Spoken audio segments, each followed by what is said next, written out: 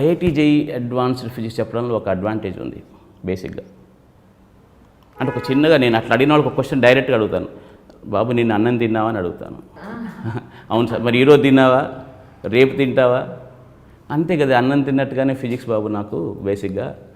ఎందుకు అంటే ఒకటండి, ఇప్పుడు మామూలుగా మనం ఒక పర్టికులర్ ఇప్పుడు ఇంతకుముందు చెప్పినట్టుగా రోజు చెప్పింది చెప్తే మాత్రం డెఫినెట్గా that is boring, very boring అనమాట, అసలు చెప్పలేము అసలు. సార్ క్లాసే కాదు సార్, నిజ జీవితంలో పిల్లలకి ఇది మంచి ఇది చెడు అని చెప్తున్నా, అమ్మ నువ్వు రోజు ఇదే కదా చెప్తున్నావు, అది అవును కదా, రోజు ఇదే చెప్తున్నావు నువ్వు. నేనన్నా మీరు రోజు ఇదే పని చేస్తున్నప్పుడు నేను రోజు ఇదే చెప్తాను, మీరు కొత్త తప్పు చేయండి నేను కూడా కొత్తగా ఏదైనా మాట్లాడతాను.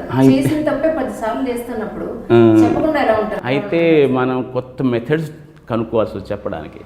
ఇప్పుడు ఫిజిక్స్ చెప్పడం అన్నారు కదా, ఫిజిక్స్ ఇస్ అన్ ఓషన్ అండి. ఫిజిక్స్ అంటే నాకు ఒక రామాయణం మహాభారతం లాంటివి. రామాయణం మళ్ళీ మళ్ళీ చెబుతామా, రామాయణం సినిమాలు తీస్తే మళ్ళీ మళ్ళీ చూస్తామా? సేమ్ ఫిజిక్స్ అంటే నా విషయంలో నాకు ఫిజిక్స్ నచ్చిన సందర్భంలో మాట్లాడితే ఫిజిక్స్ అంటే నాకు రామాయణం లాంటిది. రామాయణం పారాయణం చేస్తాం కదా, అట్లాంటిది అనమాట ఫిజిక్స్ అంటే.